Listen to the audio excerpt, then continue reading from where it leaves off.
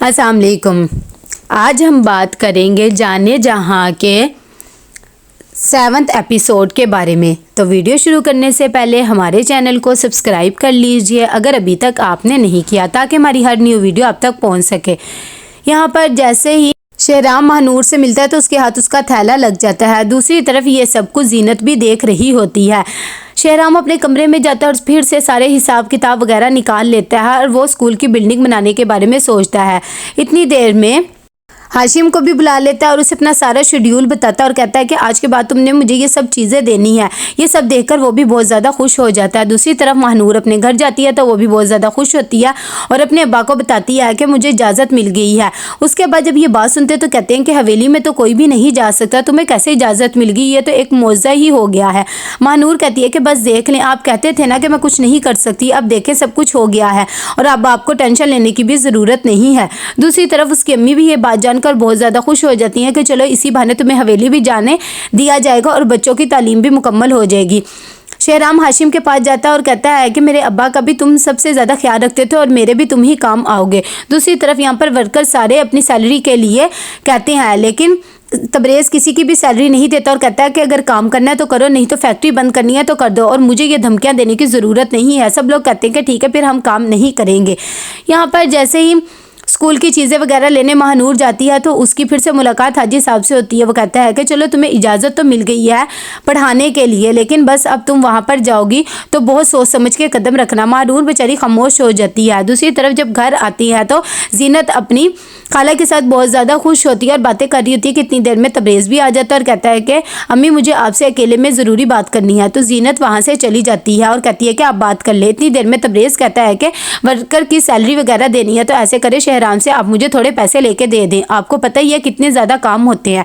उसकी अम्मी कहती है कि मुझे सारी तुम्हारी चीज़ों के बारे में पता है कि तुम कहाँ कहाँ अय्याशी कर रहे हो, चलो ठीक है मैं उससे बात कर लूँगी। इतनी देर में फिर से किश्वर जाती है शेहराम के पास पैसे लेने के लिए, तो वो उसे देखती है कि वो हिसाब किताब में लगा होता है।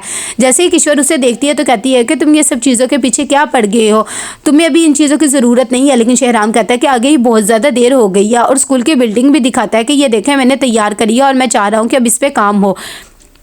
महानूर की अम्मी उसके पास आती है और कहती है कि तुमने सारी बात कर ली है ना शेहराम से सैलरी वगैरह की। महानूर कहती है कि आप ये कैसी बात कर रही हैं, उन्होंने मुझे पढ़ाने की इजाज़त दे दी है, यही एक बहुत ही बड़ी बात है और अगर अब मैं उनसे पैसे मांगूंगी तो अच्छी तो नहीं लगूंगी ना।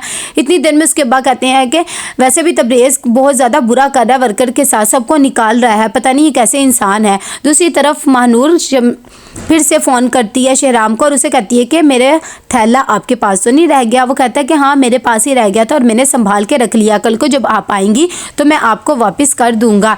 इतनी देर में जीनत चली जाती है शेहराम के पास फ्रूट लेकर और उससे साथ ही बातों बातों में पूछती है कि तुम्हें कौन सा कलर पसंद है। तो शेहराम बता देता है कि वाइट पसंद है क्योंकि ये मेरी अम्मी को बहुत ज़्यादा अच्छा लगता था। तभी जीनत कहती है कि अच्छा ठीक है, साथ ही थोड़ी सी और बातें करती है और उठ के आ जाती है। दूसरी तरफ यहाँ पर फिर से वो जाती है किश्वर के पास और कहती है किश्वर के तुम उसे फ्रूट वगैरह दे आई। जीनत कहती है कि हाँ मैं दे तो आई हूँ लेकिन मुझे नहीं लगता उन्हें ज़रूरत थी। इतनी देर में किश्वर रात को जाती है शेहराम के कमरे में और सारे अलार्म बंद कर देती है ताकि ये सुबह उठ ना सके। दूसरी तरफ सुबह होती है तो महानूर जल्दी से नाश्ता करती है कि आज मैंने हवेली में पहले दिन है और बच्चों को भी पढ़ाना है। उसकी बहन जब उसे देखती तो कहती है कि आप ही आपको देख के तो मेरा भी दिल कर रहा है कि मैं भी हवेली में जाऊँ और बच्चों को पढ़ाऊँ और देखूँ भी। महानूर कहती है कि चलो कोई बात नहीं, तुम्हारी ये हसरत मैं पूरी कर दूँगी और इंशाल्लाह तुम्हें भी एक दिन मैं हवेली ले ही जाऊंगी, बस तुम टेंशन ना लो, अभी फ़िलहाल मुझे तो जाने दो।